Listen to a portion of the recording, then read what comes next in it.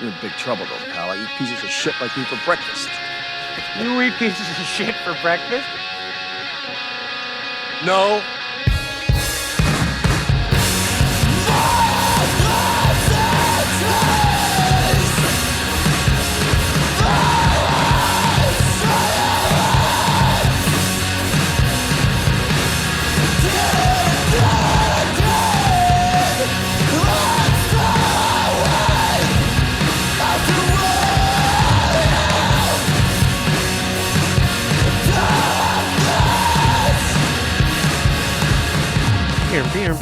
Beer. Welcome to Breakfast of Champions. This is season 1, episode 7.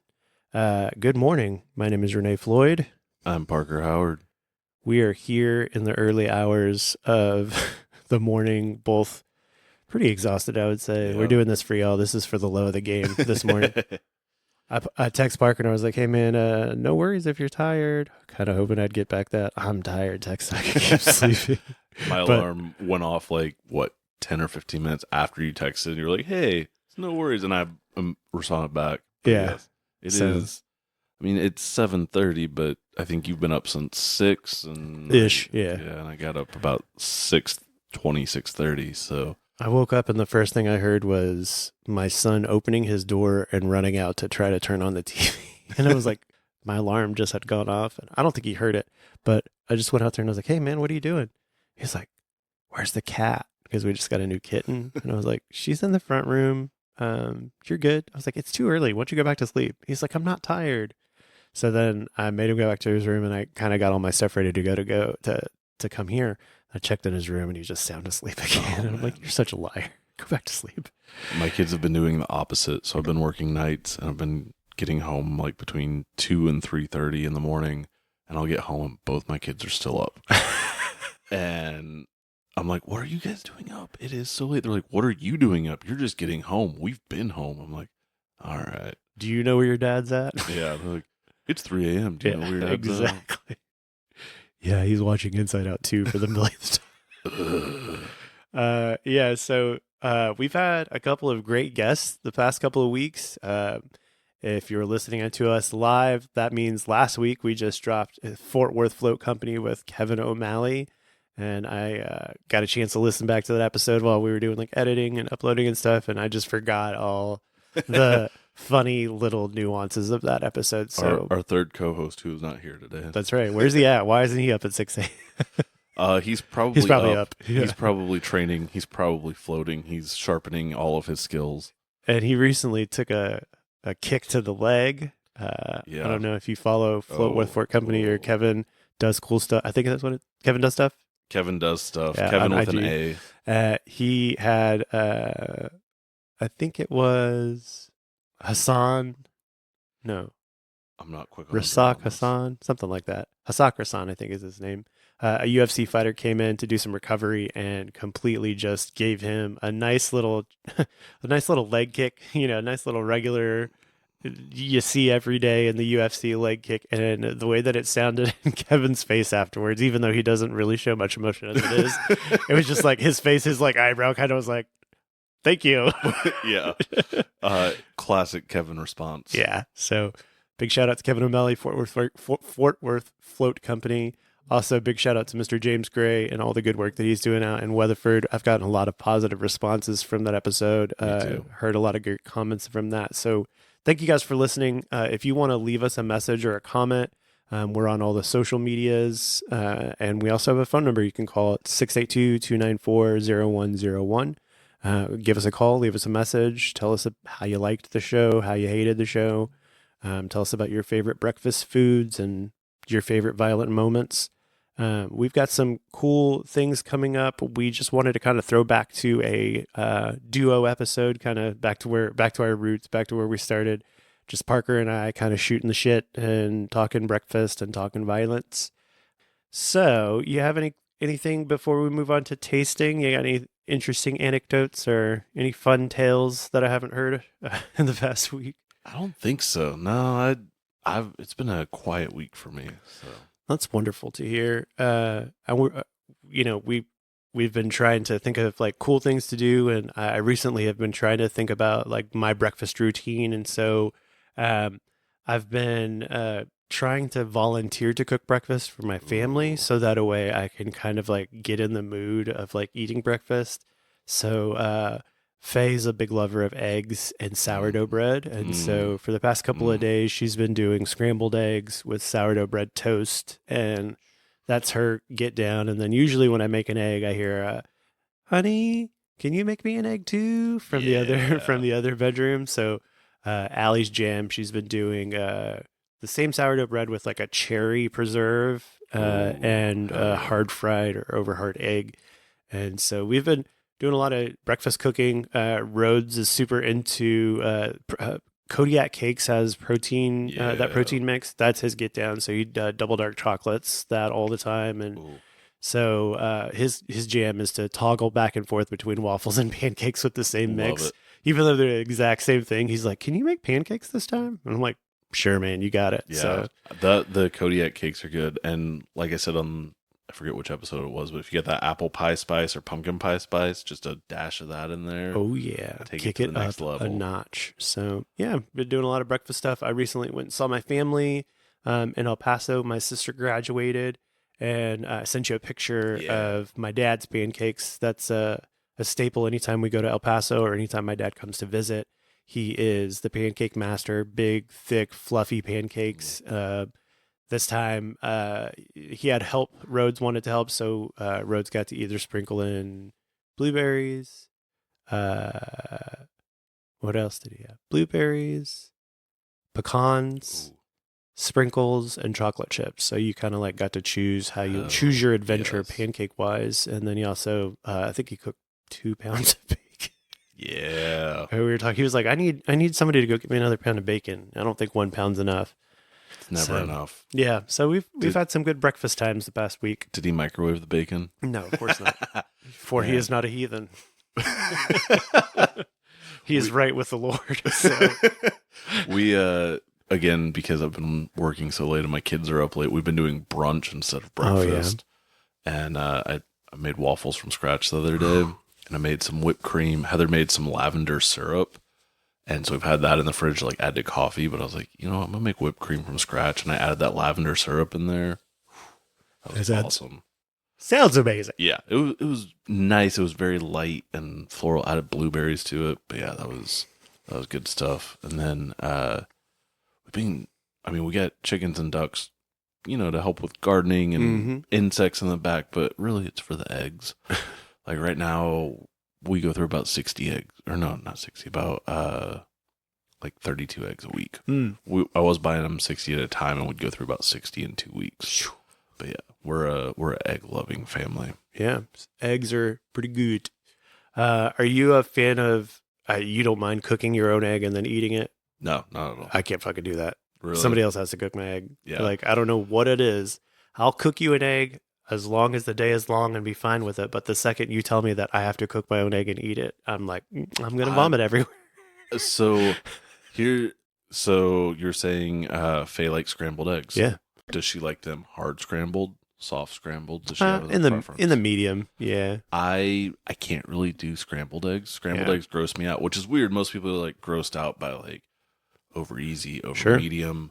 But this goes back to when I was in college and I had a bad experience with some powdered eggs in the college line my like first week of school, and I've never been able to enjoy scrambled eggs the same. Like I can, if they are super hard scrambled or like omelet, even omelets are kind of hard, especially if they're not cooked right, if they're still like a little runny in the middle. They got some juice that goes along with them. No. Scrambled egg juice and omelet juice. Like I can't even take a bite of it. Yeah, if there's same. omelet juice, I am done. Squeeze all of the juice out of that egg. It's like over medium to over hard. Great. Love it. Sunny side up. Not really. Yeah, it's getting a little close to raw for me. Scrambled, I have to scramble my own eggs, and I have to like scramble them hard. I love that. Yeah, I'm that way about a couple of things. Like I will cook every single day and have no problem like cooking for my family or cooking for other people. But sometimes it just like me cooking my own food, I'm just like, oh, why do I feel like this after I'm I ready get to that eat? way You know with what I mean? certain foods. I mean, also like my history of food and dietary restrictions. It gets weird with certain types of proteins. Mm-hmm. I have a hard time eating things I cook. Like I'll make stuff for people. Like, this is so good. Why aren't you eating? I'm like I handled it from start to finish, and I just can't eat it now. Yeah. So similar. Sorry, I keep on. No, We're not. We're just shooting this. This is a regular episode. We have no guest here. We have no intentions. We're just hanging out. We're just just shooting it. But this past week we had a friend that I made dinner for. We volunteered to provide dinner for her and her family, just her and her basically. But I made from scratch chicken and dumplings, and that's the same thing for me. I literally started at 10:30 in the morning. As soon as I got up, I washed all of the dishes and, got my prep area cleaned and ready to go, and started about 10:30. And I didn't finish up till like 4:30, almost 5. Boiling the chickens, deboning it, making the stock, making it creamier, like all of the things. It takes so long. Yeah. And you're handling, nast bones and raw chicken, stuff like that. So by the time that, 8 hours rolls around, you're just like, I'd rather have a burger now. Yeah, it's like chicken. Yeah, handling raw chicken it's always a weird thing. Yeah, eggs, chicken. Yeah, which came first? Obviously the chicken. Actually, was it? Oh no, we're gonna go back there. I'm sorry.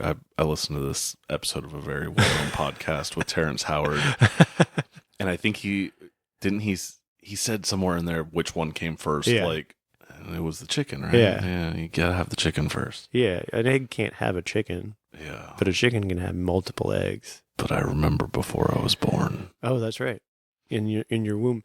So this morning, I thought, we've had a few guests give us their answer as to what their favorite breakfast cereal is. We already know what the GOAT is, so I just figured we'd keep it light and have some Cinnamon Toast Crunch this morning. But there's a new kid in town when it comes to Cinnamon Crunch. I wasn't aware of it till recently. It is the Cinnamon Toast Crunch waffle cereal. And so I went ahead and got a little box of that for us to sample, just to give our initial. That's the family size box. Well, that's the only size box that was available Not for the Cinnamon Toast Crunch waffle. I meant these little Johns here. Okay. This one is going to go home with me afterwards, and the kids are probably going to learn about Cinnamon Toast Crunch waffles. But I remembered you'd made waffles this week, and Waffle House, and cinnamon, and being in waffle and pancake batter and that sort of thing. So I figured we'd just talk about some Cinnamon Toast Crunch love and kind of give like what I was thinking about when I was thinking about this. Do you remember eating Cinnamon Toast Crunch as a kid? Like, do you have like very core memories? Yeah, me too. Super core memories. Like Cinnamon Toast Crunch tastes like my grandma's house. Yeah. So the one thing I was thinking about is, do you remember the chef, the Cinnamon Toast Crunch chef? I do. He's nowhere to be seen on these guys. I know. So we just have the insane Cinnamon Square now, who unhinged Cinnamon Square. That's what they describe him as that. So he's a So whenever I was a kid, there was this jolly older baker gentleman that was the mascot for Cinnamon Toast Crunch. And are we sure, or are we getting Mandela affected by that? I'm pretty sure. I'm almost 100%. I mean, I definitely remember him, but yeah. And so in my mind, I was like, wait, I thought the same thing. I was like, wait, was he a chef? Was he a baker or whatever? And then I was thinking about like the same thing that you were saying. I thought there might have been more than one. Yeah. And then I started thinking, well, isn't that Snap, Crackle, and Pop? Yes. So, So I was taking a little deep dive into the Cinnamon Crunch lore. But Cinnamon Toast Crunch is actually not known as Cinnamon Toast Crunch all the way around the world. If you're listening to us in French Canada, we're actually talking about croquet cannelle. And if you're over in the UK, mate, we're talking about curiously cinnamon. Isn't it? Previously called cinnamon grams. So, so if you that's That's my London accent, by the I way. love it. If you're in Latin America, you may know these as Cine Minis. So Ooh, I like that. That's a good one. I love that. I didn't know that I knew that it was probably available all the way around the world, but it's almost kind of like a movie where it's like here it's like the last hope, but in China it's like big stand or whatever, you know what I mean? Yeah. So Cinnamon Toast Crunch came out in 1984. It was first produced by General Mills. It was a cereal that was obviously by the name, I mean, Wayne and Garth, so it's not just a clever name.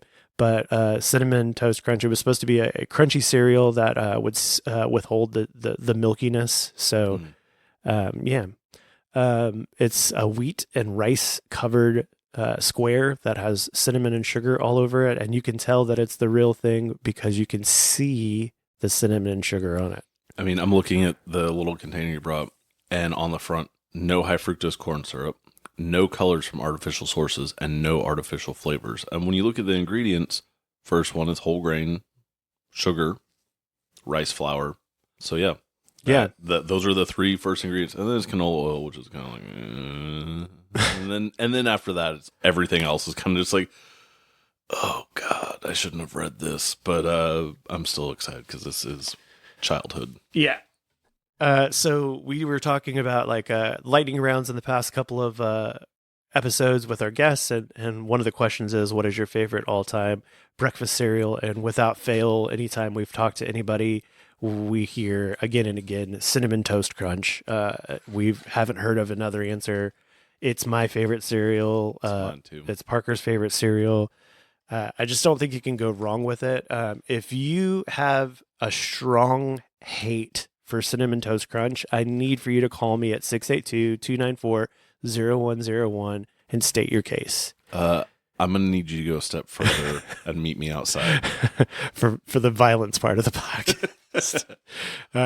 So one thing that I thought was cool is, so the product was originally marketed outside of Europe with the mascot of a jolly baker named Wendell. So he had a name, Wendell.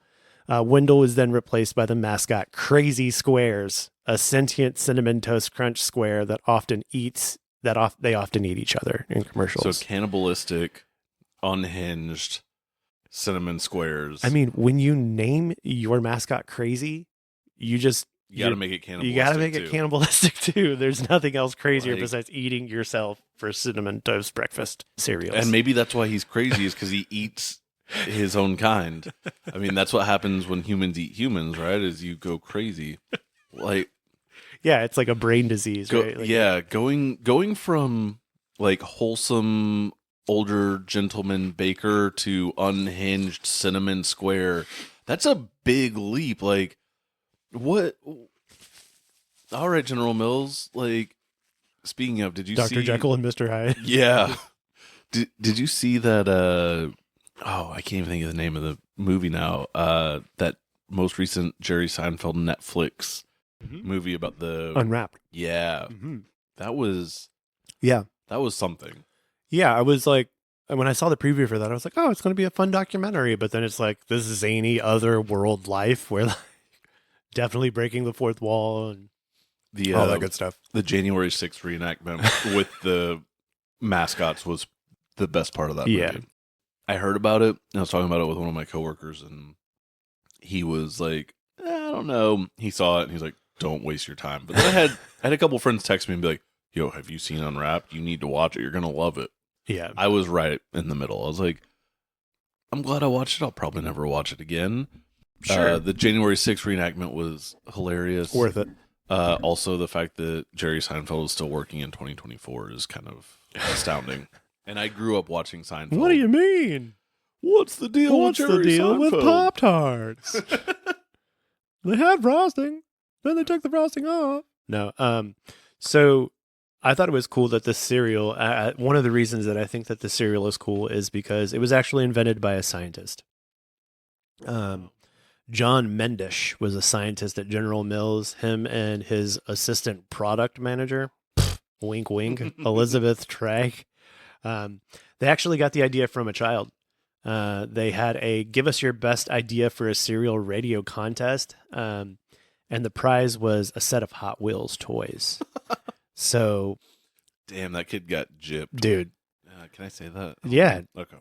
I don't probably. I mean, that you didn't say he got gypsied. You know what I mean, or whatever it is. But I'm not going to go down that rabbit hole. he got taken for a ride because he got Hot Wheels. See, you like that? Taken for a there ride? we go. There we go. Perfect. So your favorite cereal was actually the idea of a unnamed child, and instead of giving that child the credit and the glory, they just give him some Hot Wheels and took his idea and made millions of dollars over the years. I heard that child died in a horrible Hot Wheels accident and was reincarnated as a crazy square. Toast square. Yeah. So in '85, there were 3 animated bakers as the mascots. There were 3. We didn't Mandela effect that.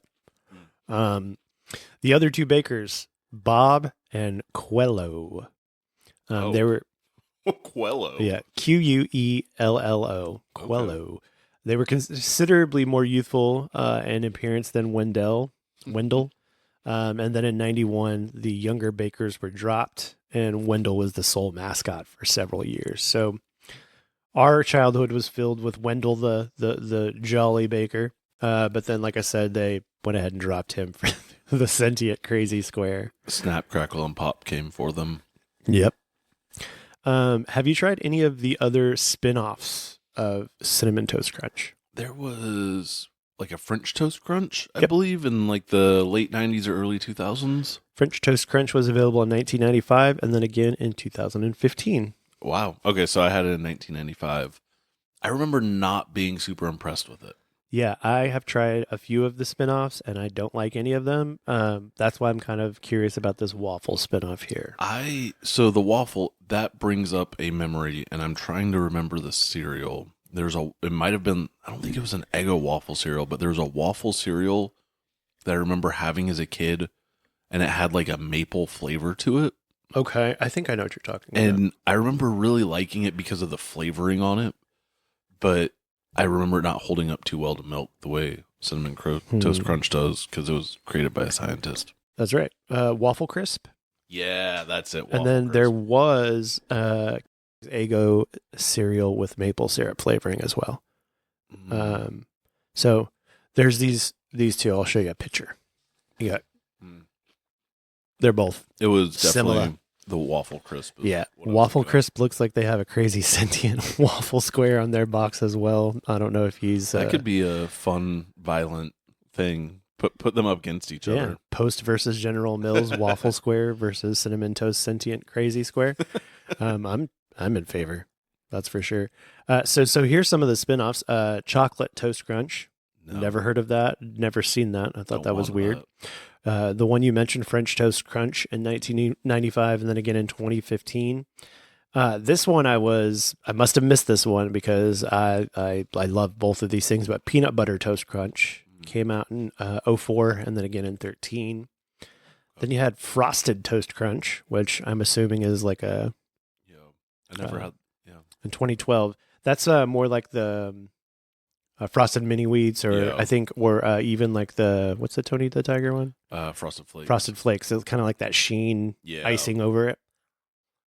We also have a Sugar Cookie Toast Crunch for the 2014 holiday season. They also brought it back in 2015, 2018, and last year, 2023. Sugar Cookie Toast Crunch. Interesting. For our Latin listeners, we have Dulce de Leche Toast Crunch that came out in 2021. This one sounds interesting. Also in 2021, they had an Apple Pie Toast Crunch. And then one of my favorites, my only spinoff that I actually appreciated because it just jammed 2 cereals together, is Lucky Charms Cinnamon Toast Crunch Mix that came out 2 years ago. The other one that I really love is Fruit Loops and Fruit Loops with marshmallows, kind of same thing, similar thing. Also, they did Tres Leches Toast Crunch in 2023 last year. But if you add milk, does that... Cuatro Yeah. Leches. Yeah, Quad Leches. Cuatro Leches Toast Crunch. So if you're listening and you've had any of those spinoffs, like I said, give us a call. Tell us about them. Tell us about your favorite ones. If you've got an idea. So the other thing I wanted to talk to you about, So whenever I was growing up, any of my high school friends or college friends will know this. I pitched this idea to just about everybody I knew. When I was the kid, I was like the idea collector. Whenever I was a kid, I was like, I want to do this, I want to do this, I want to do this. Any of my sorry to my current wife, any of my ex-girlfriends or ex-partners have heard this business idea. I mean, I have talked about this ad nauseum. So if you know me personally and we've had a personal relationship, you've probably heard me speak of my business idea that I had. But legit, I have this written down from high school, sitting in paper. So I'm not like, oh, I saw it and I've ripped it off and said in my mind, I was super into Quentin Tarantino movies at the time. And so the whole vibe of Pulp Fiction and going to that old timey kind of diner, my whole thing was to have a place called Saturday Mornings.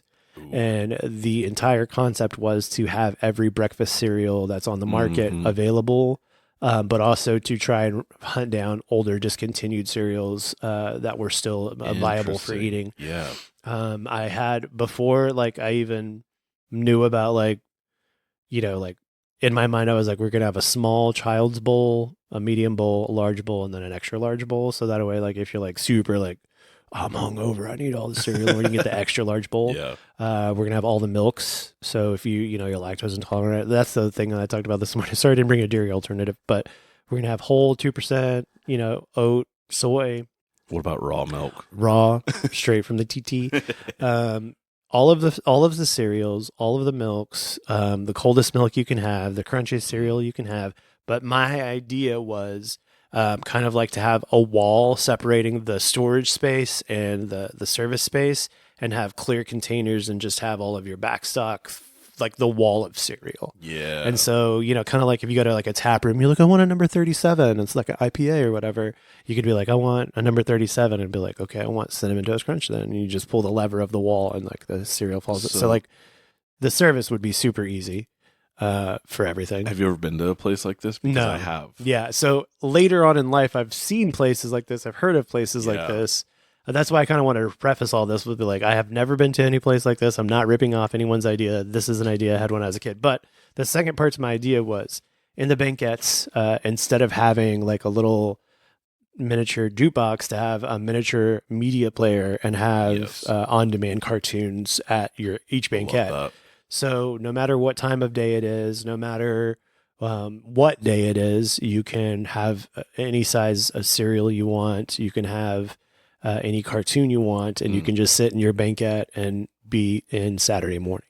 Yes. So I think this cereal, we talked about how it goes hand in hand with Saturday morning cartoons and our core memories. So what were some of your favorite Saturday morning shows or routines, or do you have any? Yes. favorites? I mean, I remember waking up at 7 a.m. every Saturday morning, and just Fox Kids was the one that I would turn on. I mean, my earliest Saturday morning cartoon memory, obviously Ninja Turtles, because a product of the late 80s, early 90s. So, I mean, obsessed with Ninja Turtles.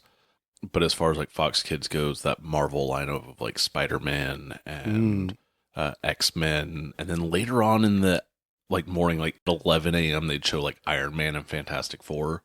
But those were big ones.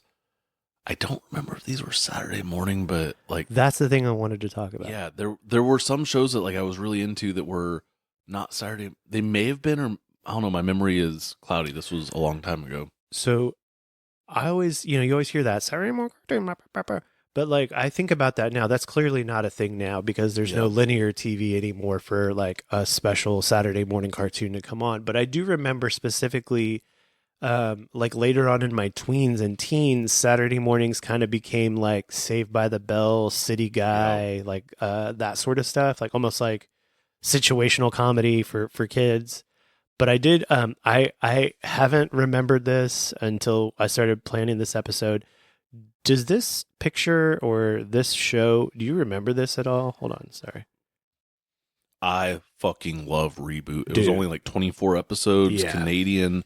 It was on Cartoon Network. I think it was in the original Toonami block. Dude, Reboot. And, oh my God. I've actually gone back and rewatched it as an adult, and it doesn't hold up as well. It's still fun and it's nostalgic, but I think Netflix did a live action reboot of They did? Reboot. I didn't even bother watching it because I didn't want my memory tainted.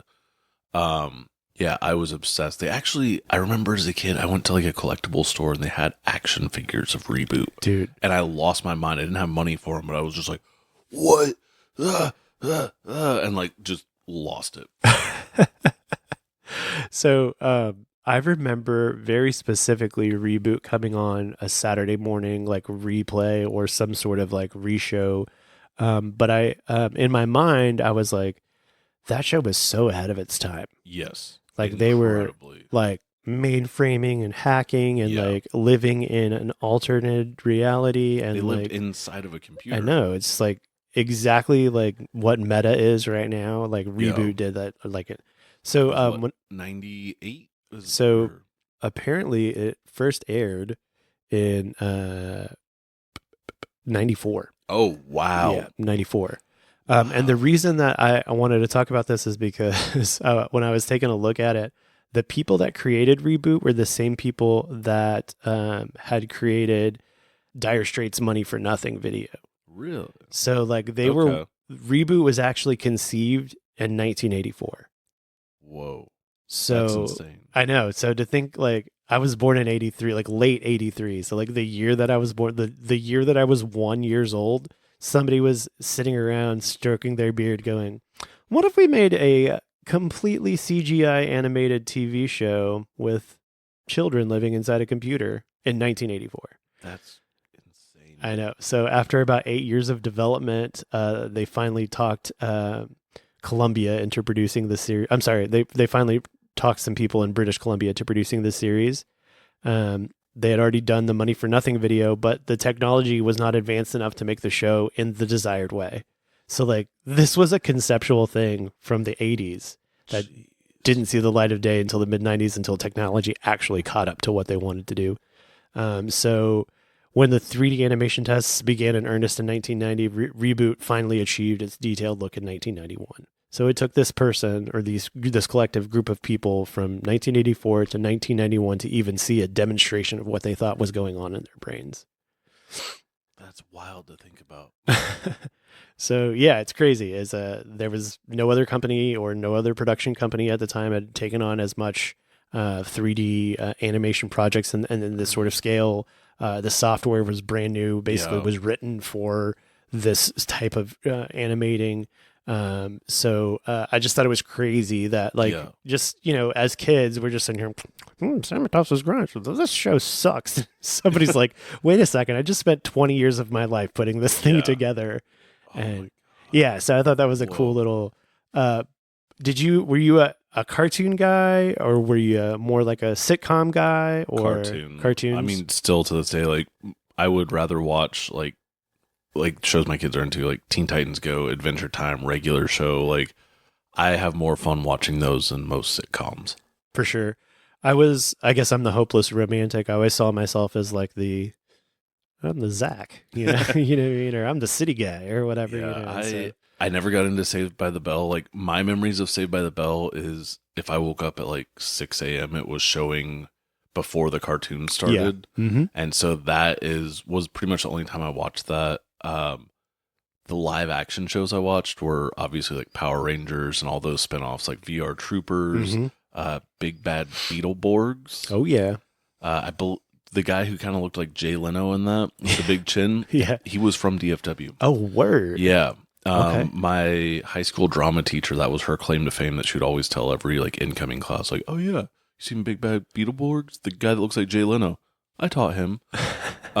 So yeah, somebody in my high school had a picture, and it was a poster of who's the band that does Fuel. Oh, somebody had a Fuel poster, and they're like, my son drums in Fuel whenever I was a senior in high school, and I thought that was the fucking coolest thing ever. I was like, dude, what? Yeah. This teacher has a Fuel poster, and I was like, dude. Anyway, so you were saying that was kind of live action. One of my favorites, which as an adult I've learned more about, but it played on Fox Kids on Saturdays, It was part of the like Saban Power Rangers spinoff. What a great freaking just Saban by itself. Yeah. Just say that name. Like, I loved the VR Troopers. I thought they were cool as hell, but this one was my absolute favorite. And I think there was actually a Power Rangers crossover, but it was called The Masked Rider. Okay. I don't think I know that one. He actually, for anyone who is into like Godzilla, there's like Shin Godzilla that came out. The guy who did that did a Shin Kamen Rider because it was called Kamen Rider, Kamen, in Japan. And so there's this like ultra violent, stylistic Masked Rider, as we know him in America, movie that came out in the last few years, and it's fucking awesome. It's on Amazon Prime. Now that I'm seeing the bug-like mask, that's very, very similar to a memory. You're right. It aired on Fox as part of the Fox Kids program block from September 16th, 95 to August of 96. Yeah, that was my favorite. Like it, because after Teenage Mutant Ninja Turtles, it was Power Rangers, again, product of my time. But that one, like, I liked as much, if not more, than Power Rangers. I thought he was so cool.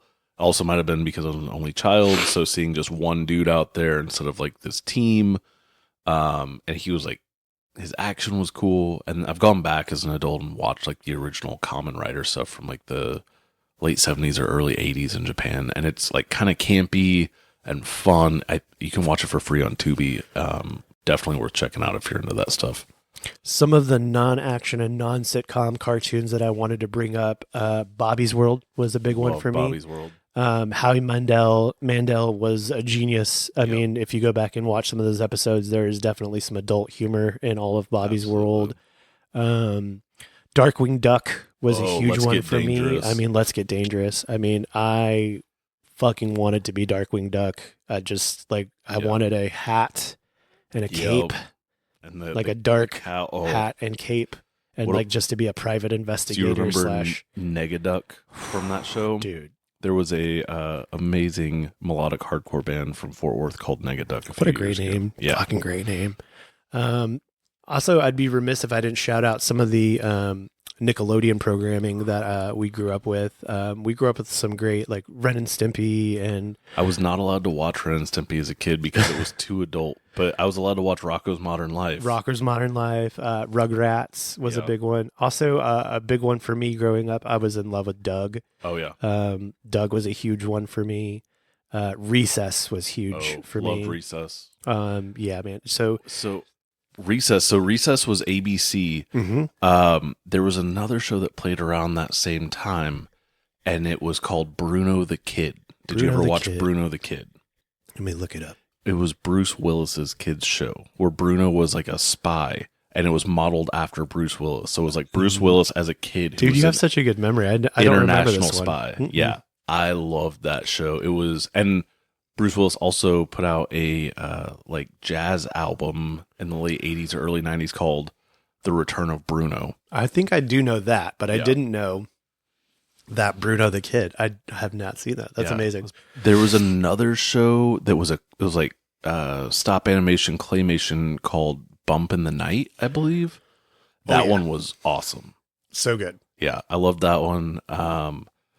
Again, I don't know if this was Saturday mornings, but Biker Mice from Mars, which was, again, toy line, kind of a spinoff of Ninja Turtles as mutated 3 mice that came from Mars on motorcycles, which they're bringing that back with Ryan Reynolds. Dude, that sounds so cool. Yeah, I know they're working on a comic book, but I think there might be a movie or cartoon in the works with Ryan Reynolds involved. Can I borrow a sip of your water? Absolutely. Go for it. Otherwise, I'm going to hiccup and burp all over this podcast. And then another one that is funny, like looking... Oh, yeah. That's good. Looking back, especially kind of shaping my teen years and early 20s and like the stuff that I was into, and this is kind of probably the seed that was planted in my mind, was the Toxic Crusaders. Ooh, yeah, baby. So Trauma jumping on the Ninja Turtles bandwagon. For sure. And taking, the Toxic Avenger, their main like franchise, like tentpole, and turning it into a kid-friendly cartoon, which if you've seen the Toxic Avenger, you know that it is low budget, campy, gory, kid getting run over on a bike and his head blowing up everywhere. And so, I mean, it is not kid friendly in any way. So them turning that into a TV show with a toy line, video games, like Uncle Lloyd did a great job there. Perfect. Do you want to even rate this? I mean, this is the greatest of all time. We don't have to give it a rating. I think we're good here. It's untouchable. Yeah. So if you've never had Cinnamon Toast Crunch, you must get your life, go to the store, pick up a box, family size preferably, get you some milk, and sit down and really do some soul searching on what you've been doing wrong with your life, because it's the greatest cereal that's ever been invented. It was invented by scientists. It comes from the minds of babies. Scientists. Yeah, it comes from the minds of babes. And, it's got crazy cannibalistic, tendencies to it. So grab yourself a bowl of Cinnamon Toast Crunch and get your life right. Come back to the Lord and see what we're talking about. Lord Wendell. Lord Wendell's waiting for you with his arms wide. With arms wide open. So this, like I said, this episode is kind of like throwback to where we were kind of starting, a little bit of shooting the shit.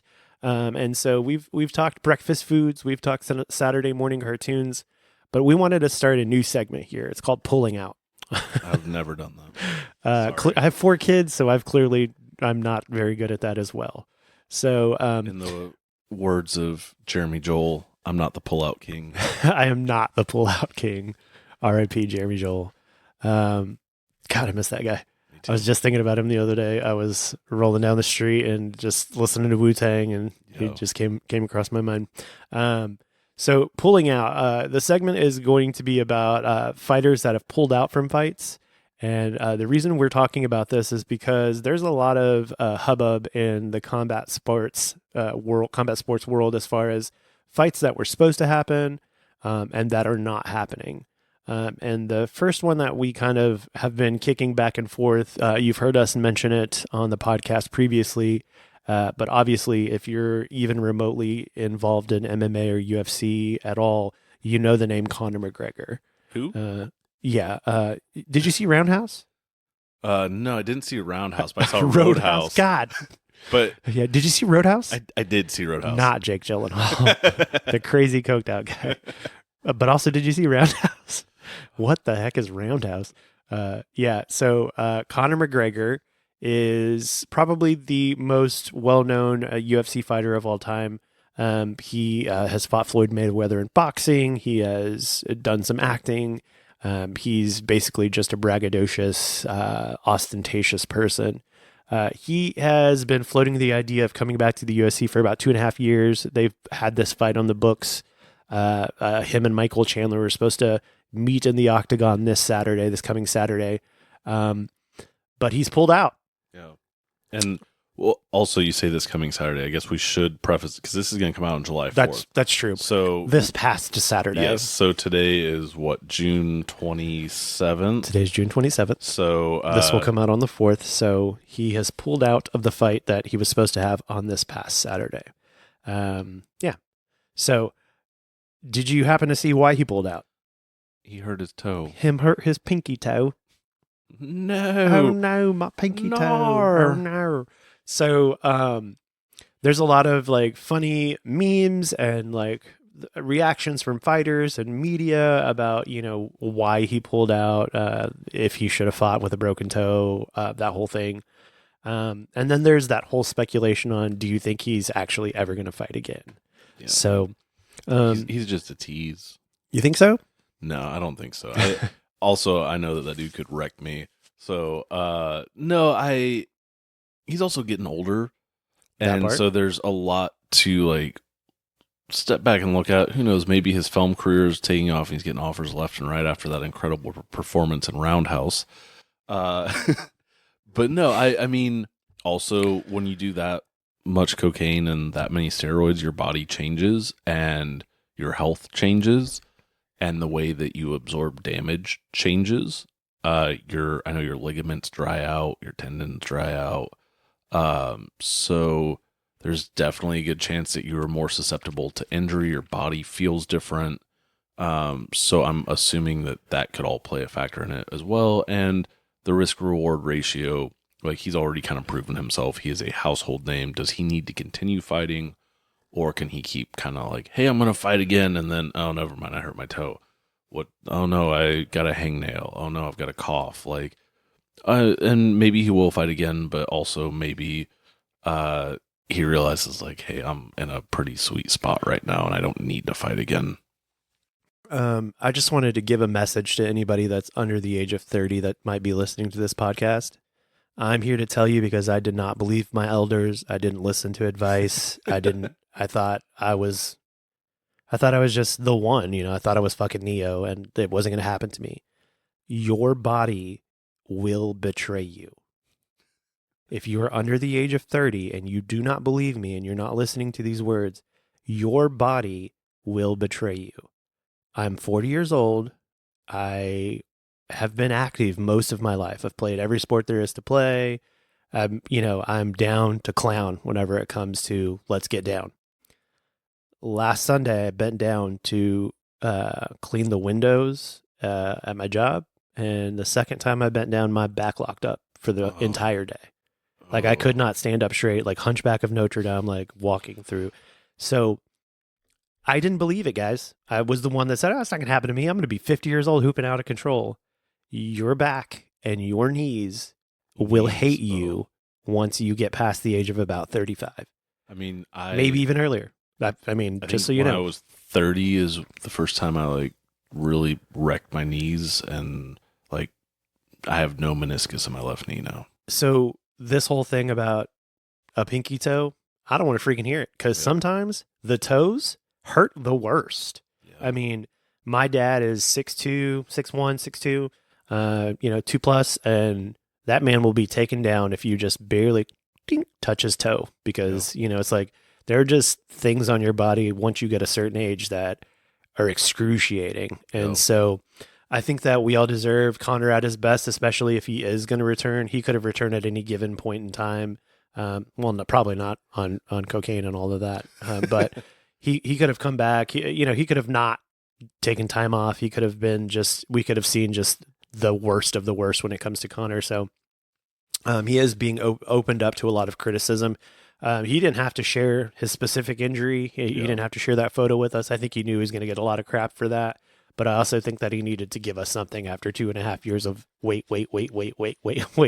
And then we get to the week of, and it's like, wait some more, So at this point, when I see media members talk to Dana White about Conor McGregor, I think that Dana is just over it. You know what I mean? He's just like, if it's going to happen, I'll see it whenever he steps into the ring and it actually happens. So Conor McGregor has pulled out. He was the main event for this coming 303 event that we have coming up this past Saturday. So the main event was gone, and so they really needed someone to step in and save that event. And so we'll get into it later with the preview, but the main event this past Saturday was Alex Pereira and Yuri Prohaska. That is a rematch from the great UFC 300 that we covered in our second or third podcast. So the fight where you had the gentleman that gets kicked in the nuts and he says, Herb, no thanks, I don't need the timeout, and then goes and knocks the guy out. We're having that rematch. Yeah. So looking forward to that. Looking forward to see, I'm glad that the UFC event was saved. Alex Poatan Pereira is single-handedly saving the UFC. He is fought 12 times in the past, I think, 9 months. That's insane. At 3 different weight classes. Even more insane. And has captured 2 different belts at those weight classes. So let's go. This Brazilian gentleman, we'll talk about that a little bit later. So another big name pulling out, another in this segment of pulling out, we had Mike Tyson, who was supposed to fight Jake Paul here in Dallas, Texas this month. And the fight has been postponed. Is what we're hearing, but also Jake Paul has taken another fight. Do you know who Mike Perry is? He's an MMA fighter. Mm-hmm. I'm not super familiar with him. I was just reading about it this morning on my way here, so I'd be able to keep up. Dude, Mike Perry is a funny, interesting character. He was in the UFC, But it was just one of those things where it was like, the guy that would be like a really great soldier if there were just like no rules. Yeah. Like that's Mike Perry. Like if you were able to like smoke weed and play video games all day, but also still be a soldier, that would be like Mike Perry. He's like, he also has a touch of the like the B-Rad syndrome where, he's like, oh man, grew up rough, very rough, but can fight his ass off. And so once he got released from the UFC, he really found and made his name in the bare knuckle fighting competition. And he's actually fought some of the highest level UFC fighters in bare knuckle and has just obliterated them. Jeez. So if you're unfamiliar with bare knuckle fighting, it is kind of like boxing, except for they don't use gloves. They actually just wrap their hands and go. Some people think it's a little bit more barbaric or violent. It's actually a little bit more safe. It seems a little counterintuitive that way, but your hands, are a little bit safer that way. And so it is very violent. Sometimes the fights don't last very long. Sometimes they're just kind of boring because the guys, kind of know each other's power and they just don't want to get in range to get hit. Mike Perry also stepped in as... I don't know if you're familiar with the last time we talked about a Paul brother. He was supposed to be fighting Dylan Dennis. Not familiar. Okay. So Logan Paul was fighting Dylan Dennis before we started this podcast. Dylan Dennis is Conor McGregor's former training partner and trainer. He's got a black belt in jiu-jitsu. He's one of those guys that like they were like, oh, if he was in the UFC, he'd go to the top. Yeah. He's always a prospect. He was like the hot up and coming prospect, but he was a coach. He was Conor's training partner and coach. Right when Conor was going through all of that stuff. I don't know if you're familiar with Conor and Habib Nurmagomedov. Whenever they fought, Habib beat him and then jumped into the crowd and fought part of Conor's people. Yes, that's Dylan Dennis. Okay. So Habib jumped over the ring wall to get to Dylan Dennis. Gotcha. Dylan Dennis is also the guy that basically for the entire lead up to the Logan Paul fight, tweeted out Nina Agdal's pictures and basically Snapchat stories, so much so that they threatened a lawsuit against him. Damn. And so that kind of played into that trash talking question that we ask a lot there.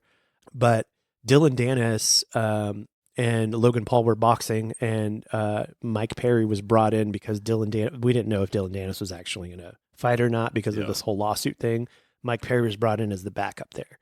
And so he's kind of like making his way in all of these venues by himself. He's still in bare knuckle fighting. He doesn't really have like a manager or a promoter that's really getting him these fights. It's just strictly off the strength of like his personality and the fact that he's just like willing to like just drop it and go. So awesome. I think that is as it pertains to Mike Tyson, Jake Paul, Mike Perry, if that fight is even remotely violent at all, or if Mike Perry turns it up on Jake Paul at all, it could injure Jake Paul and jeopardize the fight for him and Mike Tyson. I don't put it past Mike Perry to be able to do that sort of thing. He's surprised me in so many different facets and fashions. So the question that we're kind of asking between Conor McGregor and Mike Tyson is, do you ever expect to see them in the ring or fighting again? With Conor, I'm going to say yes, only because he showed his injury and he's still willing to like play the game. Yeah. I think that if he was done, he would have got the injury and just been like, you know what, my body's not going to allow me to do this. I think the injury was like light enough to where he could probably still ride this wave of promotion for another 2 or 3 months, maybe. Yeah. Mike Tyson, I don't think it's going to happen. Really? I don't think it's going to happen, man. Okay. I don't think that the ulcer thing is really the ulcer thing. I think that he's getting older. I think that he's dealing with some of the things that we're talking about where you're like, yeah, you want to go to the gym and you want to train and you want to spar, but your body is saying no. And so listening to your body is a big thing whenever it comes to performance. Absolutely. I mean, if you're not listening to your body, if you're not giving your body enough adequate rest, recovery, nutrition, your body will tell you, and it will tell you in ways of sickness. It'll lower your immune system and allow you to catch things that you probably wouldn't have caught otherwise. It will slow you down and get you to rest if you're not resting. Oh, yeah. I think that's an interesting way to talk about this next fighter, Khamzat Chimaev, Boars. I don't know if you're familiar with Mr. Khamzat Chimaev. I am not. Okay, I'm going to show you a picture of Khamzat. Maybe that'll kind of jog your memory. But Khamzat Chimaev is this gentleman here. He is he is a fighter that burst onto the scene in the UFC about 3 years ago because he came in, destroyed his opponent, and immediately was like, put me on the next card. He fought, I think, 3 times in a matter of 6 weeks. Like 1 week, again, 3 different weight classes. The dude was willing to like basically fight anywhere, anyone, anytime. And everybody was like, okay, put him in there. He throw him to the belt, right away. Let's see what he can do. And Dana's like, no, we're going to bring him along slowly. So now that he's finally at his proper weight class and we're finally getting him to these premier fights, what's happening is that every single time he gets into a very intense training camp, his body is turning on him. And so he has pulled out of UFC 303. He was supposed to fight UFC 303, but his body is responding negatively to training. Heard an interview with Alexander Gustafsson, his training partner, and he visited him in the hospital. And you could just tell by the way that Alex is talking about the situation that they're very concerned for Khamzat because no one can tell him why his body is going into this flu-like or food poisoning-like state. Like as soon as he's getting like his hardest training momentum stride, his body like breaks down, hives, like vomiting, dehydration, all that sort of thing. So much so that there's pictures of Khamzat in the hospital, not injured from like, I got a broken nose, I broke my arm, I twisted my ankle. His body is literally just telling him once he gets to this certain point, we don't like this. And so I don't know what that's all about. This is the first time I've ever seen that kind of promote, like advertised or talked about in the media, as far as like a premier athlete not being able to compete because their body is not allowing them to get the proper training that they need. And so some speculation out there is maybe he's using some PEDs that is kind of like, as he's tapering off and kind of hitting his stride into training camp, that maybe his body is like going through some withdrawal symptoms from that. I don't want to throw any accusation. I clearly don't know anything about Khamzat and his PEDs training. rules. So thoughts go out to Khamzat Chimaev. He's one of my favorite fighters, Boars. I hope he gets to be able to figure that out because in reality, that dude should be just at the top of the food chain when it comes to his weight class. The body is a weird thing, like the way that your body reacts to stress, like whether it's mentally, physically. So yeah, that's a big bummer. I hope that he recovers. And I'm sorry, I misspoke. He was not at 303. He was at this past fight night with Robert Whittaker. Gotcha. And he was supposed to be headlining that with Robert Whittaker. Robert Whittaker won that fight within like 90 seconds of the first round. He TKO'd his guy, and Chimaev immediately tweeted out, "See you soon." Damn. So the desire definitely is there. I just think that maybe he needs to go see a holistic doctor and see if he could do some elimination diet or elimination diet. Maybe get a float and a cold plunge on that Fort Worth Float Company. That's right. Shout out Kevin. Maybe you can get Khamzat over and get his mind right so that way he can continue training. So the next pulling out segment might be a little bit complicated, especially if you're unfamiliar with some of these names. This past Saturday at UFC 303, the original fight that was booked was supposed to be between Jamal Hill and Khalil Roundtree. Jamal Hill, you may recognize from this podcast because Alex Poatan Pereira is the one that knocked him out after taking the growing strike. We talked about that at UFC 300. He protested, said it was an early stoppage. He never got knocked out. He's ready to fight tomorrow, X, Y, and Z.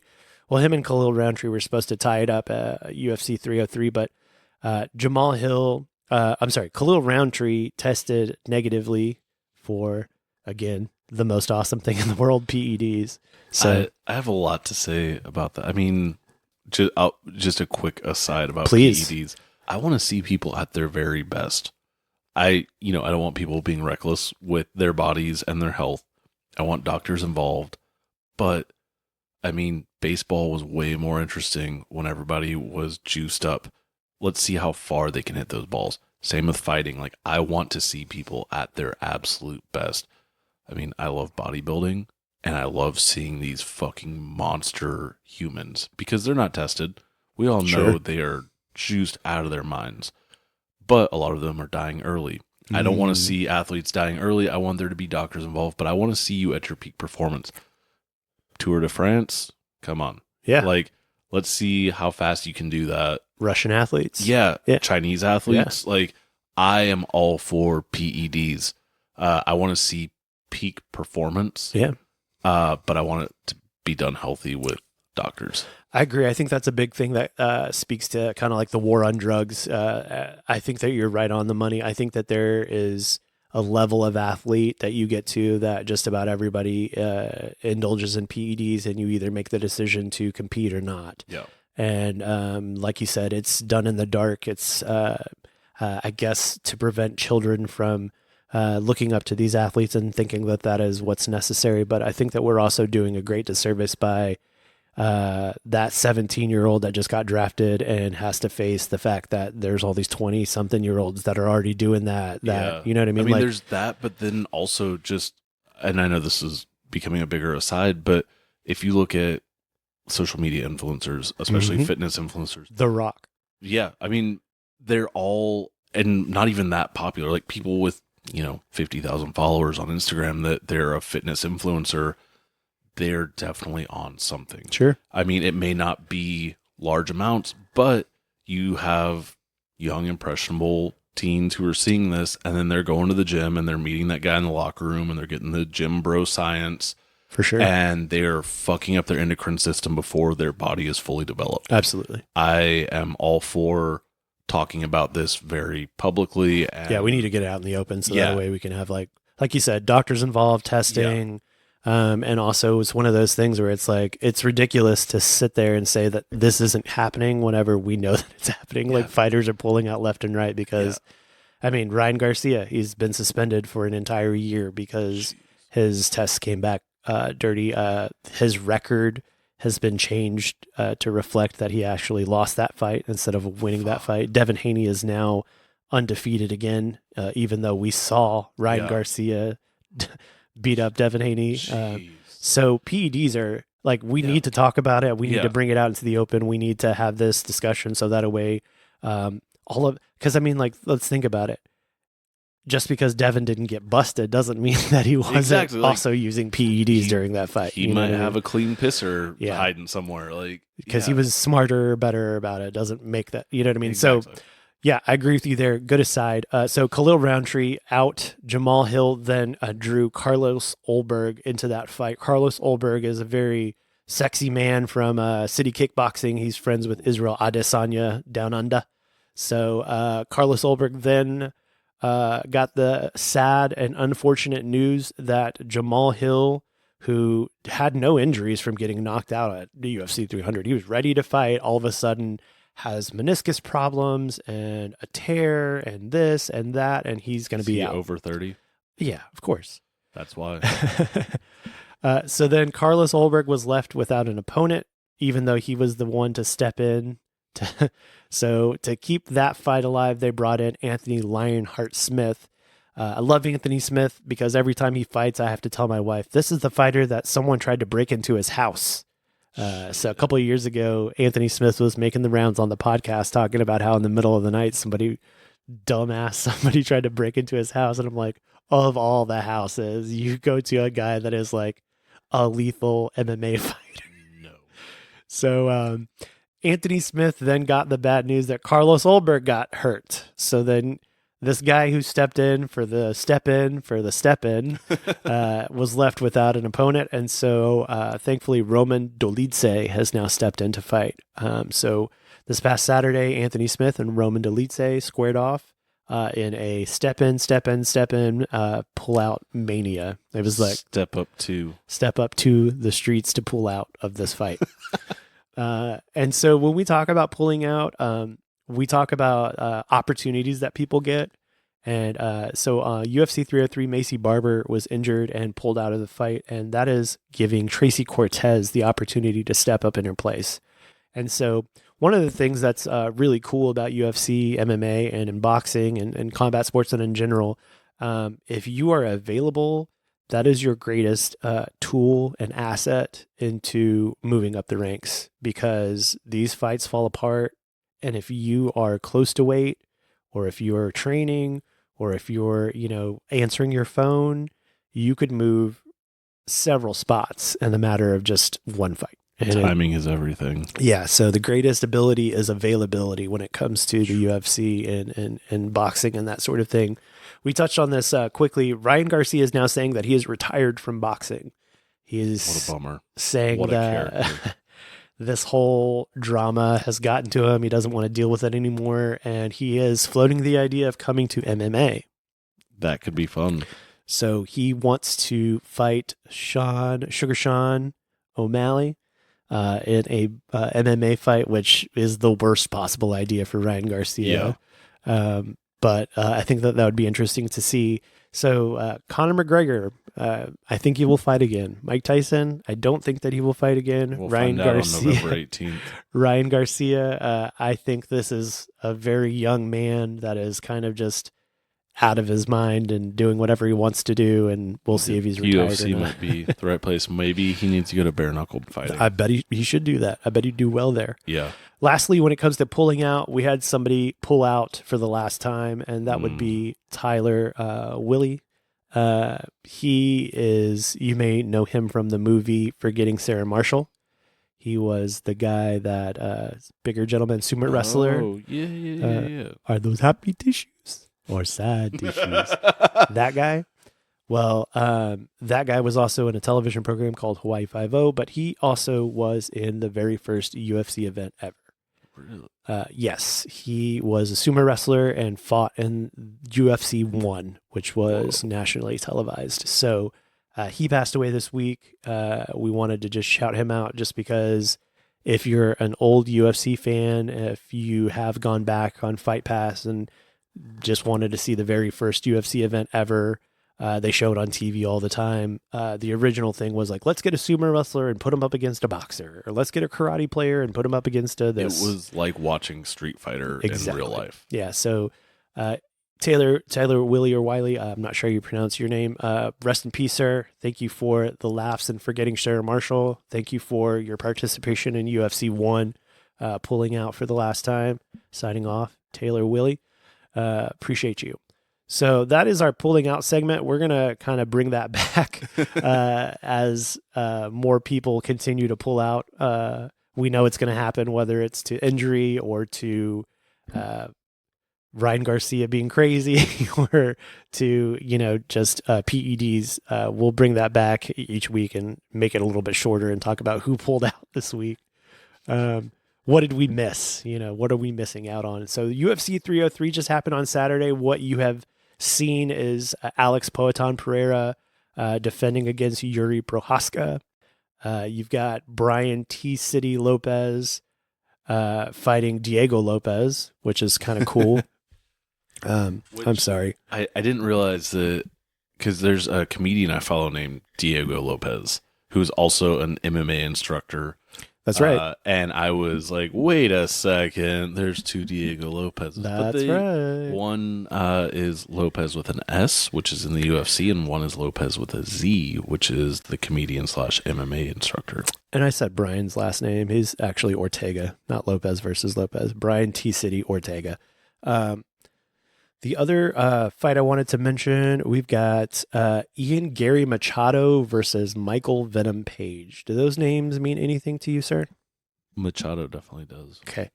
Ian Gary Machado is up and coming fighter. He billed himself as kind of like the next Conor, kind of good looking young guy that talks really slick.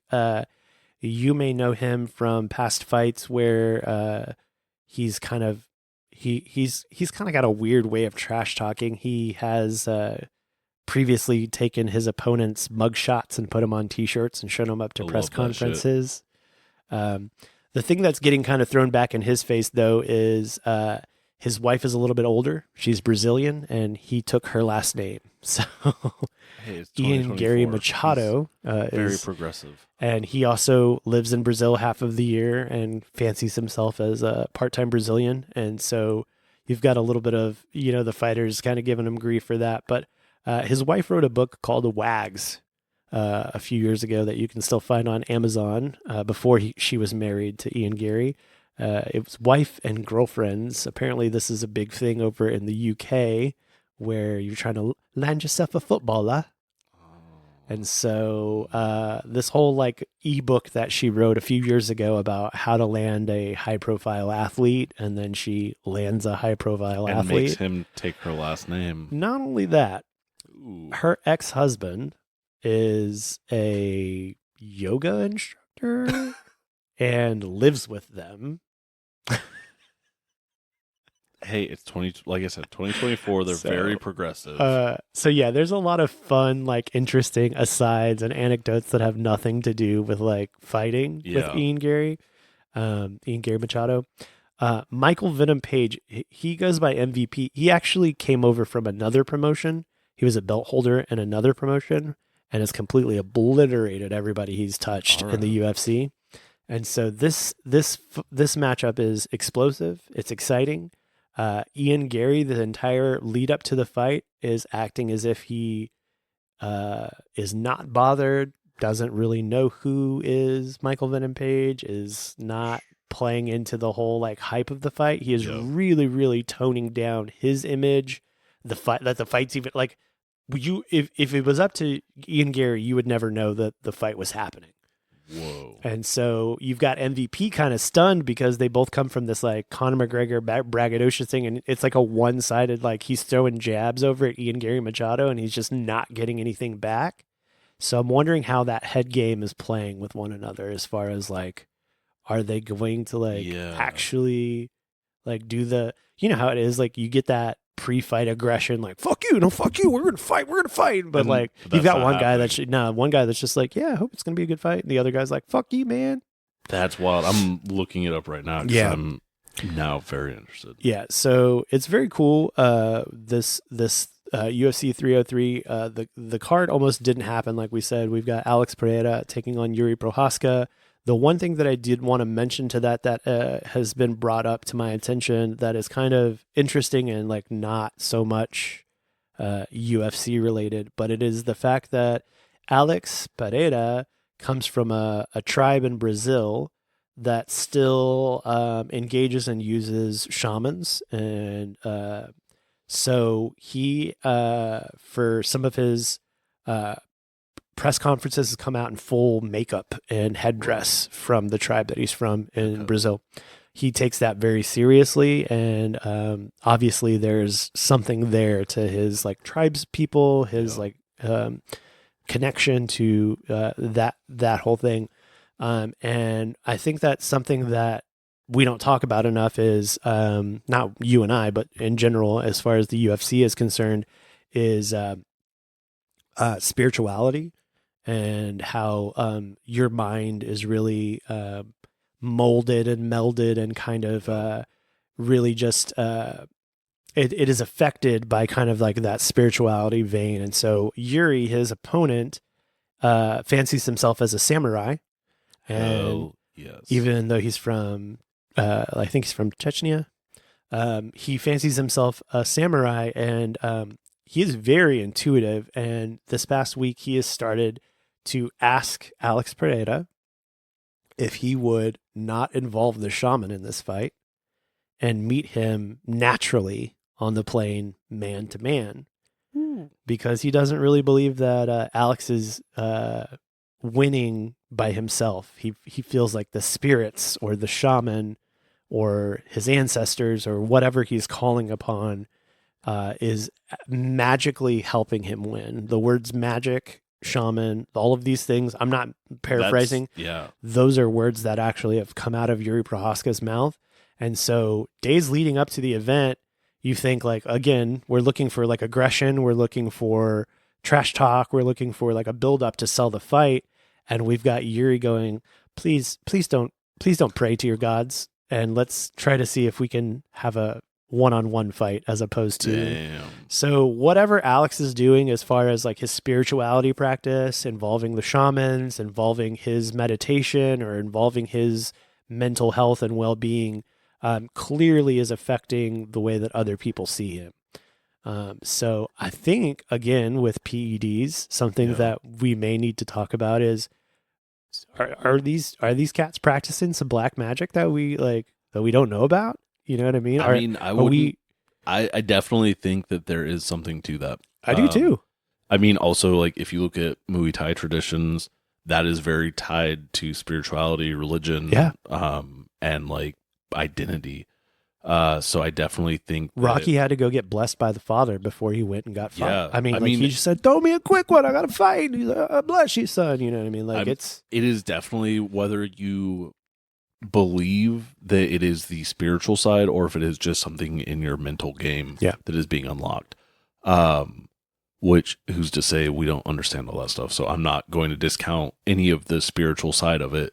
I definitely think it's real, and I definitely think that it can give you an edge if you are all in on it. I think that we practice magic a lot and we don't even freaking know it. You know, we're just like, as far as like this whole manifestation movement and as far as like visualization and that sort of thing, and you know, all of that is hermeticism, you know? And so I think that, it's really cool that we're hearing somebody like publicly ask another fighter, like, "Hey, leave the magic at home, please. Can we fight just a regular fight?" So in response, Alex said, I've got Alex's response. Yes, let's hear it. He said, "It's not my fault that you haven't figured out your spiritual path yet." Damn. Well, I mean, if he's a samurai, he might be Shinto. Yeah. And that's a whole different ballpark. And I just thought that was amazing that he was just like, he's like, I'm not gonna let go of my spirituality just because you haven't figured out your spirituality yet. You know what I mean? Also, Alex Pereira is sympathizing with Conor McGregor on his broken toe because he just fought with that exact same injury. But he still fought. Yeah, that's the point. He's like, I can see how a broken toe hurts. I literally just fought with a broken toe. So I'm really excited to see what happens in that fight. I'm also looking forward to, I sent you a preview of, so here's the quote. Alex Pereira says, "Everybody has their own spirit. We're not only made of flesh and bone. I have found mine. If he did not find his, or if he does not believe, it's not my fault." Yeah. And you know, we're a good place to go and find your spirit, your spiritual advisor, and to visualize. Fort Worth Float Company. Spent a lot of time in those float tanks, and I've seen some shit. Yeah, man. That's why I'm not discounting any of this. Get inside of your head, figure out where you come from, figure out what your ancestors are. Not you, because you're white. So I'm just kidding. No, but like tap into that. See if and not just because, you know, you're a fighter, but because you're a person and you're probably fighting something out there in life that, you know, is difficult. I know we all are going through some trials and tribulations. I this past week have been fighting myself a lot and been in my head. And I know a lot of people out there are. Just hung out with Jordan last night just to kind of blow some steam off because it's hard out there to be human. Really so take care of yourself. Take some time to slow down. Don't be like Hamzat. Don't train yourself till you're making yourself sick because that part of the game, no matter what game you're playing, whether it's the UFC or the game of life, I mean, that spiritual mental part is a huge part because I mean, I know that there are times where like I don't practice what I preach and I feel like a huge freaking phony, Absolutely. you know? So that mental thing and that spiritual thing is one of those things where like obviously if someone's doing it right, it's noticeable, you know? And so, and you want some of that in your life and the easiest way to do that, like you said, is to disconnect from your phone, disconnect from, you know, the things that are in front of you that are distracting you from what's truly and really important in your life. Take a simple moral inventory. Like if I could take only this stuff with me tomorrow, what is, you know, it's going to be my family. It's going to be my pets. It's going to be the things that are really, truly an importance to me. So yeah, man, this coming up fight is cool. There's a lot of, like I said, it's kind of a bummer that we've had a lot of pullouts and some of the things that we could have seen, it would have been nice to see Robert Whittaker versus Khamzat Chimaev. It would have been nice to see Conor versus Michael Chandler. But I think that we're getting some good fights in its place. And I think that also some of these things, like we said, whether it's PEDs or spirituality or training too hard or whatever the case may be, like a lot of the times in the past, I would say maybe even 5 years ago, before Twitter, before blogs and that sort of thing, you would just not know why a fighter was out, or the fight just wouldn't happen. They wouldn't rush to get like a replacement. They would just rebook it at another date or whatever. Yeah. So the UFC, I think, is doing it right. We have a couple of minutes left in this podcast, and I think we're going to skip this segment for now and just go to this other segment.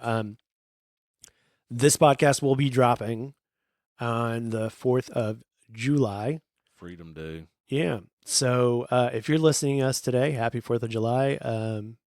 We kind of wanted to take a different take on it and just talk about some of the violence that is like goes hand in hand with being an American. I know that like movies sometimes portray us, especially as Texans, as like everybody's got a gun and everybody's, that sort of thing. I actually had a conversation with a family from New Jersey yesterday. I was at work and they're like, yeah, we're down here. Like our flight got delayed. So that's why we're here where I work. And they're like, yeah, we thought Texas was just everybody had a gun, that there were rattlesnakes everywhere, that it was just like a violent place. But wow, Texas, like this is awesome. We could like it better than New Jersey. Like you can drink beer on the street and you can like, basically they're saying they felt like they had more freedoms, but they didn't feel unsafe. And they were shocked by the lack of everyone like waving guns around and that there weren't rattlesnakes and cows and horses everywhere, which is funny because again, growing up in the Midwest, when I moved to Texas 20 plus years ago, everyone's like, oh, you're going to ride a horse and shoot guns and there's going to be snakes. So the fact that in 2024, people from the Northeast still think that Texas is like the Wild West is kind of crazy to me. Yeah. I'm right there with you as far as that is concerned. It's, you see that a lot of TikTok tropes, like where's your gun, that sort of thing. But as far as like growing up in America, I think that we were exposed to violence through media a lot. Yeah. And I think that informed a lot of like our identity. Absolutely. And so it's just one of those things where if you take a look at the history of our country, a lot of what we have and a lot of what we are was built on the back of violence from, from the American Indian, colonialism, Native American. It's just, we from that all the way up until, we have Tuskegee experiments. We have, just these things that we have done to the American people, and by the American people, not just to us, but also to other countries. And it is, I would say it is a synonym. Violence is a synonym with America, I would say. As far as America goes, violence and war is our business. And business is always booming because we're always creating wars and trying to push the American agenda on the rest of the world. It's true. I'm right there with you as far as that is concerned. I mean, I wish I could speak differently as far as that is concerned, but from the time that I was born to up until now, it really feels like you've got a lot of people that really are invested in the military industrial complex, the growth of all of that. Running. And you look at you pull up you can go to any grocery store, go to any regular store, and you pick up a product and you go look at the stockholders of that product. And I'm pretty sure BlackRock owns a majority of that company. Yes. Raytheon. Being here in Fort Worth, Texas, we have Lockheed Martin. And also, if you're driving west towards 30 or west down 30, you're going to pass a Bay Systems building before you hit Lockheed Martin. It is. In order to continue running this awful machine, it has to be, paid for and run with blood of others. Sure. So, we are patriots in the sense of the word that we're realists. We kind of like to see things for what they are, and so we just wanted to touch on that and kind of remind you. I know, along with a lot of the hot dogs and the fireworks and all of the fun stuff that might go on with 4th of July, just take a moment to realize that a lot of that was built on blood. Blood of innocent people, blood on people from other countries, blood on immigrants. And it's still, to this day, I mean, without getting too far into it, I mean, everything going on in Israel and Gaza, everything going on in Russia and Ukraine, the proxy wars that are currently happening outside those two areas, the next few years are going to be wild. And I really don't think that any politician has any of our best interests in mind, because I could go on and on about this forever. I'm going to try and, if you're pro-Israel, go fuck yourself. And Israel is buying our politicians left and right, and they're owning our country. If you do not see what is going on in Gaza and you do not call it a genocide, pull your head out of your fucking ass. Real talk. Just so y'all know where we stand, if you've been with us up until this point, and we kiki and caca and haha about this, that, and the third, but real talk, 4th of July, we want to keep it real with you as far as it's concerned. We're not happy with the way that things go in our country. We are not here to sit by and just let it happen without our voices being heard. If you're our friends, you're our family, you know where we stand. But if you've never heard us before, you should take heed to our word. Realize that there are things that are happening in this country, around this country, that are violent and that are just unnecessary when it comes down to it. We're really motivated by money. We're really motivated by greed. We're really motivated by lining the pockets of others that are not us in particular, because I think that what it comes down to, like you said, our politicians are bought and paid for, but the fervor is really out of just nationalism, is out of division, is out of insecurity. That's the only way that they're going to whip you up into a fervor to get behind them. That's the only way that they're going to whip you up into a fervor to support them with your money. The only way that politicians get into office is because there are people that are voting for them. There are people that are giving them their money to contribute to campaigns. So if you're one of those people that blindly gives money or blindly goes and votes or does that sort of thing, I mean, that is something that you need to take a long, hard look at yourself for, because where's your money going? I mean, we try to, as best we can as a family, to spend our money in the proper way. I mean, even down to like the simple things like my pedal board. Yep. You'll never see a JHS pedal on my pedal board. Yeah. I'm for female-owned companies. I'm for immigrant-owned companies. I'm for anything that's the opposite of what I've lived, the first 40 years of my life. I want to know better. I want to do better. I want to, yes, this podcast is a celebration of violence in the form of combat sports, but we do not celebrate the violence that's been perpetrated by the United States of America. We are thankful and appreciative of where we live, but we just wanted to kind of get that out there and let you know kind of where we stand on this Independence Day. Yeah, absolutely. I actually had a conversation. I say conversation, it was a message back and forth on Instagram with a friend who was like, talking about basically disagreeing with me about politicians. I made some post about like, hey, politicians don't care about us.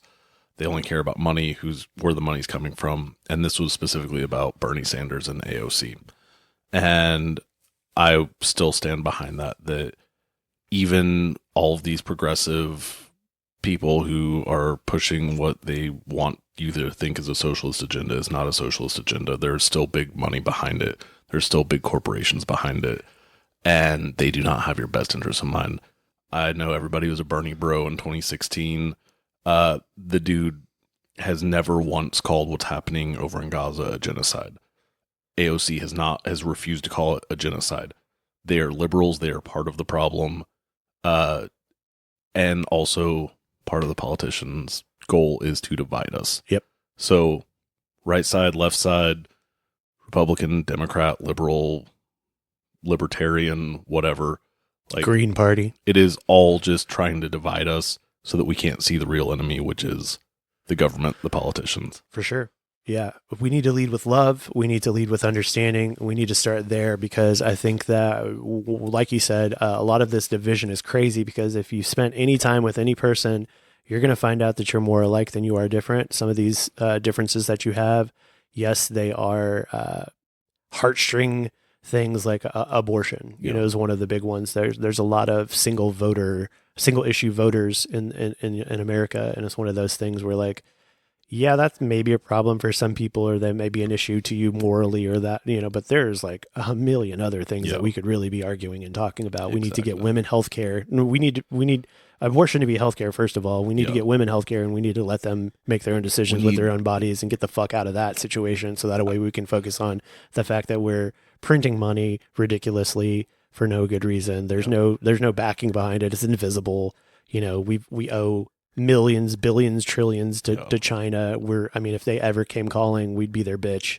You know, I mean, our military is atrophying. We have the draft now being enlisted again. If you're 18 to 22, make sure you sign up for that selective service. Well, no, not even that. So that is actually, because I had somebody get into it with me about that the other day. It is actually the thing that they just passed. It is that you no longer have to go sign up for it because we had 18. I was like, hey, when you get your driver's license, you have to go sign up. Yeah. Now, between the ages of 18 and 24, you're automatically signed up. They can just call your number up whenever you're ready to go. But I think the misconception about that, because there's so much information we're having a draft currently on TikTok and social media and all that, which is where everyone seems to get their news from without doing any research, is there's not a draft enacted. It's just that you're automatically put into the draft. They're saving us a step. Yeah. Which means, you know, a lot of people jump to the conclusion of, hey, there's going to be a draft soon, which, you know, wouldn't be surprised. I sure fucking hope not. I've got a son who will be 18 before too long, but mostly I'm just hoping that, you know, just fucking stop going out for blood and oil, America. That's a great way to end the podcast, I believe. Happy 4th of July. We're ending on a real positive note here. Well, you know, it's political. It's been kind of like I said, kind of this, we'll call this the bummer episode. We've got a lot of fights that didn't happen, some pulling out, you know, that's always a bummer. Yeah. And also just thinking on the atrocities of the United States of America. We started real positive with the cereal and the memories and ended here in the fucked up dystopia of America. Such is life, you know. So quickly, if you have Instagram, TikTok, all that good stuff, we're also on there. You can find us Breakfast of Champions pod. It's usually Breakfast of Champs pod or something like that. We're also on the iTunes and the Spotify and all that good stuff. So if you've got a podcast app that you use, just type in Breakfast of Champions. You'll find us on there as well. If you want to give us a call, give us a review, 682-294-0101. If you want to email us, it's breakfastofchampspod@gmail.com. Like we said, we appreciate all of the love that we've been getting from the past episodes. Our first episode and James Gray episode those are our two most listened to episodes. Awesome. So if that tells you anything about how things are going, I think that they're going really well. I think people are resonating with our guests. Can't wait to see how the numbers do for Kevin. I really love that episode. Fun episode. I just wanted, before we go, to quickly say I'm very sad because I have not had a single message from Muncho Maniac. Oh. Haven't heard from Baja Blaster. I'm working on Baja Blaster. You know, he's a little shy. Listening back, we just barely touched on Gene and never got back to that. Well, Gene's in lockup, so he doesn't get that many calls. That's true. So if you are out there, Muncho Maniac, Baja Blaster, or Gene, hit us up. We'd love to feature you on a podcast in the future. Drop us a like, a message, text, anything. We'll throw you on our social medias or our podcast. So also, we've got some fun guests in the works, so I'm very excited once all the details get worked out. I can't wait. I'm so excited. I'm just, man, yeah, it's going to be a good time. I'm super excited. Thank you for joining us. This has been Breakfast of Champions. Parker, I'm going to give you the last minute to take it away with anything you got. You know, I ended on such a bummer. You bummed yourself out? Yeah. You know, we started this pretty early, so it is only 9 a.m. right now. So I'm going to go home and eat some cereal and watch some cartoons for the rest of my morning. That's wonderful. Just a quick aside, if you are looking for another podcast to listen to after this one, we've got a brother that is doing his thing over at Remind Rewind with Jordan Klein. His last podcast, he went into Can't Hardly Wait. I love that episode. Such a great episode, such a fun podcast. Jordan's way better at it than I am. He's whenever he did his teaser trailer and sent it over, he's like, "Is this good?" I'm like, "Yeah, you sound really like your energy's good." Yeah. And he's like, "Well, I did go to broadcast journalism school," and I'm like, "That makes sense." Yeah, we're both here just raw dogging. Yeah, we're raw dogging life, and he's over there just like, "Yes, I'm a broadcast, professional. no, professional." Nah, I edit my own podcast. I'm also a physical media junkie. I at one point had almost 1,000 VHS tapes and did VHS screenings. So I love hearing Jordan's take on stuff and his diving back into collecting VHS and stuff. It's very cool. Very cool. So check Rewind out anywhere you get podcasts. That's our homie Jordan. I was on one of the episodes, so you can hear my episode if you just can't get enough of my voice. And you also get to hear Jordan on our podcast before and after. Well, he is the voice that you're hearing yelling. That's right. In the music before and after our podcast. That's correct. The voice you hear before our voices is Jordan's voice. That's right. Well it's actually Shooter McGavin. And then Jordan. And then Jordan's voice. And then us. Yeah. And then Jordan again. Yeah. So that's fun. Hope you guys have a great week. We will catch you next week with another exciting episode. You